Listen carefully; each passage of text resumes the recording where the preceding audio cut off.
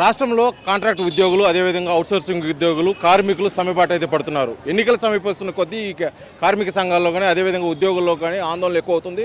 తమ న్యాయమైన డిమాండ్లు పరిష్కరించిన తర్వాత ఎన్నికలకు వెళ్ళాలి, ఎన్నికలకు ముందే న్యాయమైన సమస్యలు పరిష్కరించకపోతే కూడా మేము ఆందోళన బాట పడతామని చెప్పేసి కూడా గత కొద్ది రోజుల క్రితం నుంచి కూడా అంగన్వాడీలు అదేవిధంగా కొంతమంది కాంట్రాక్ట్ ఉద్యోగులు అయితే ఆందోళన బాట పట్టారు. ఇప్పుడు మున్సిపల్ ఉద్యోగులు కాంట్రాక్ట్ ఉద్యోగులు కూడా ఆందోళన బాట పట్టారు. అందులో భాగంగానే ఈ రోజు నుంచి ఆయా నగరపాలక సంస్థల దగ్గర కూడా కార్మికులు అదేవిధంగా ఎంప్లాయీస్ వాళ్ళు ధర్నాకై దిగారు. వారు మాట్లాడి తెలుసుకుందాం వారి డిమాండ్స్ ఏంటో. చెప్పండి, గత కొంతకాలం నుంచి అన్ని కాంట్రాక్ట్ ఉద్యోగులు అదేవిధంగా అవుట్సోర్సింగ్ ఉద్యోగులు అయితే సమ్మెబాటే పడుతున్నారు. ఇప్పుడు మీరు ప్రధానంగా ఏ అంశాలతోటి మీరు సమ్మెబాటుకి దిగారు?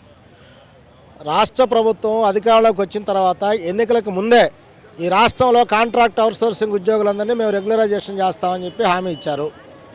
సుప్రీంకోర్టు జడ్జిమెంట్ ప్రకారం సమాన పనికి సమాన వేతనం అమలు చేస్తామని చెప్పారు. అలాగే సంక్షేమ పథకాలన్నీ అమలు చేస్తామని చెప్పారు. స్కీముల్లో పనిచేస్తున్న కార్మికులకి కనీస వేతనాలు 26,000 రూపాయలు ఇస్తామని చెప్పారు. రిటైర్మెంట్ బెనిఫిట్స్ అన్నింటినీ కూడా మేము అమలు చేస్తామని చెప్పడం జరిగింది. మేము పెట్టినటువంటి డిమాండ్లన్నీ కూడా ఏ ఒక్కటి ఈ రోజు మేము ప్రభుత్వం ముందు తీసుకొచ్చి పెట్టింది కాదు. జగన్మోహన్ రెడ్డి గారి ప్రభుత్వం 2019 జూన్లో ఎన్నికలకు ముందు ఆయన పాదయాత్రలో మేము అనేక అర్జీలు ఇస్తే అప్పుడు మాకు హామీ ఇచ్చాడు. ఎన్నికలు అయిపోయినాయి, మేమంతా ఓట్లు వేసాము, గెలిచారు. గెలిచిన తర్వాత మా సమస్యలు పట్టించుకోలేదు. 2022లో మేము 5 రోజుల పాటు మున్సిపల్ వర్కర్లందరూ కూడా సమ్మె చేశారు. ఆ సందర్భంగా ఇదే డిమాండ్లు మళ్ళొకసారి ప్రభుత్వం దృష్టికి తీసుకెళ్ళింది. ఇప్పుడు ఆయన ఈ రోజుకి కూడా ఏ ఒక్క డిమాండ్ పరిష్కారం కాలేదు. నేను మాట తప్పను, మడమ తిప్పను, నిజాయితీగా ఉన్నానని చెప్పేసి ముఖ్యమంత్రి గారు చెప్తున్నారు. ఆయన మాట మీద మాకు గౌరవం ఉంది, విశ్వాసం ఉంది, చేస్తాడనే ఆశతో ఉన్నాము. కానీ ఈరోజు ఇంకొక 3 నెలలు 4 నెలలు ఎన్నికలు వస్తాయి అన్నాగా కూడా కనీసం చర్చల పేరుతో కాలయాపన చేస్తున్నా తప్ప ఏ ఒక్క డిమాండ్ పరిష్కారం కాలేదు. ప్రత్యేకించి మున్సిపాలిటీలో పనిచేస్తున్న కాంట్రాక్ట్ అవుట్సోర్సింగ్ ఉద్యోగులు 25 సంవత్సరాల నుంచి పనిచేస్తున్నా ఒక్కడ కూడా పర్మనెంట్కి నోచుకోలేదు. ఎందుకో చెప్పాలి ప్రభుత్వం. మొన్న మీరు 10,000 మందిని చేశారు కదా, ఇప్పుడు ఒక్కరిని కూడా కాంట్రాక్ట్ అవుట్సోర్సింగ్ ఉద్యోగ మున్సిపల్ కార్మికులు లేడు. సుప్రీంకోర్టు జడ్జిమెంట్ అమలు కావట్లేదు, సంక్షేమ పథకాలు అమలు కావటం లేదు.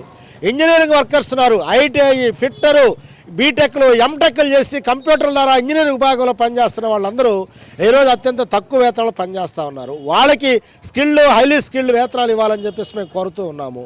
అలాగే కొత్తగా వచ్చినటువంటి క్యాబ్ డ్రైవర్ ఎవరైతే ఉన్నారో వాళ్ళందరికీ 12,000 జీతం ఇస్తున్నారు. 18,500 ఇవ్వాలని జీవో చెప్తుంది, కానీ ఇవ్వడం లేదు. సంక్షేమ పథకాలు అమలు కావటం లేదు. అందువల్ల ఈరోజు బలవంతంగా ప్రభుత్వం మమ్మల్ని సమ్మెలోకి నెట్టింది. అందుకని ప్రభుత్వం కార్మికులతోటి బలవంతంగా చేయాల్సిన అవసరం లేదు. మాతో చర్చలు జరపండి. మా న్యాయమైన కోరికలు ఏవైతే ఉన్నాయో వాటి పరిష్కారానికి చర్యలు తీసుకోకపోతే మాత్రం నగరాల్లో ఉన్నటువంటి ప్రజల యొక్క మద్దతును కూడగట్టి ఇది ప్రజా ఉద్యమంగా మారుస్తామని చెప్పేసి మేము ప్రభుత్వాన్ని తెలియజేస్తున్నాం. చెప్పండి, గతంతో పోల్చుకుంటే మీ అవుట్సోర్సింగ్ ఉద్యోగులు అదేవిధంగా మున్సిపల్ ఉద్యోగులకి కొంత మెరుగైన సేవలు అందించాము ప్రభుత్వం నుంచి కూడా అని చెప్పేసి ప్రభుత్వం సైడ్ నుంచి అయితే చెప్తున్నారు. ఇప్పుడు మళ్ళీ ఈ సమయంలో మీరు సమ్మెబాట పట్టడంలో ముఖ్య కారణాలు? మాకైతే గతంలో నుంచే ఇప్పటి వరకు ఇలాగనే ఉండి మాకేం మెరుగుబాటు ఏం లేదు. కాకపోతే ఇప్పుడు వచ్చింది మెరుగుబాటు ఏంటంటే కోవిడ్ అనేది 3 సంవత్సరాల నుంచి వేధిస్తూ వచ్చింది. తను గెలిచినాక ప్రభుత్వం వచ్చినాక కోవిడ్ అనే వ్యాధి ఒకటి వచ్చింది. ఆ వ్యాధికి సంబంధించి మా కుటుంబాలు బాగుండాలని హెల్త్ అలయన్స్కి 6,000 అయితే ఇవ్వటం జరిగింది. కానీ అంతకంటే మెరుగైతే ఏమి లేదు. మెరుగిటువంటి మా దృష్టిలో ఒకే ఒకటి పర్మనెంట్ చేయమని, సమాన పనికి సమాన వేతనం ఇవ్వమని, మాకు సంక్షేమ పథకాలు ఇవ్వాలని, మాకు కూడా అన్ని విధాలుగా మా సమస్యలని తీర్చాలని మేము కోరుకుంటున్నామే. కానీ మాకైతే మెరుగుబాటు ఏం పట్టలేదు.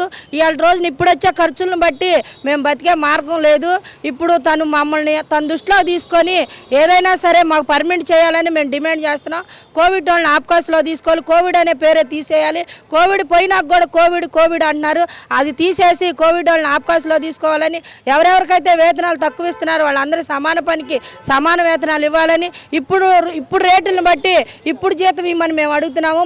మా డిమాండ్ సమాన పనికి సమాన వేతనం, 26,000 వేతనం ఇమ్మని అడుగుతున్నాం, పర్మనెంట్ చేయమని అడుగుతున్నాము.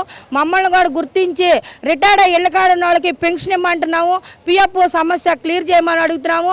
మాకు ఏదైనా హెల్త్ బాగాలేకపోతే ఈఎస్సీ కార్డు కూడా లేదు, ఈఎస్సీ కార్డు ఇవ్వాలని మేము కోరుకుంటున్నాము. ఏదైనా సరే మా డిమాండ్లో తేలిందాక మేము మొండికేసాను ఇట్లానే ఉంటాము. 4.5 సంవత్సరం అయితే ఎదురు చూసాము, మాకు ఇప్పుడేం అమలు చేయలేదు. ఇక ముందు కూడా అమలు చేయాలి అని చెప్పి మేము ఇక్కడ సమ్మెకి రావాల్సి వచ్చింది. మొత్తానికైతే అవుట్సోర్సింగ్ ఉద్యోగులు మున్సిపల్కి సంబంధించి ఈరోజు సమ్మెలోకి దిగారు. తమ న్యాయమైన సమస్యలు ఈ రోజు కాదు, గతంలో కూడా ఇదే సమస్యలు మేము ప్రభుత్వ దృష్టికి తీసుకెళ్ళడం జరిగింది. ఇప్పటివరకు కూడా పరిష్కరించలేదు. ఇప్పటికైనా సమాన పనికి సమాన వేతనం, అవుట్సోర్సింగ్ కాంట్రాక్ట్ బేస్లో ఉన్న వారికి పర్మనెంట్ చేయాలి. ఆయా పని విధానాలను బట్టి కూడా వారికి జీతాలు ఇవ్వాలి. లేని పక్షంలో సమ్మె కొనసాగించి తీవ్రతరం చేస్తామని చెప్పేసి కూడా మున్సిపల్ ఉద్యోగులు అయితే తెలియజేస్తున్నారు. వీడియో జర్నలిస్ట్ లక్ష్మితో శ్రీనివాస్, RTV ఒంగోలు, ప్రకాశం జిల్లా.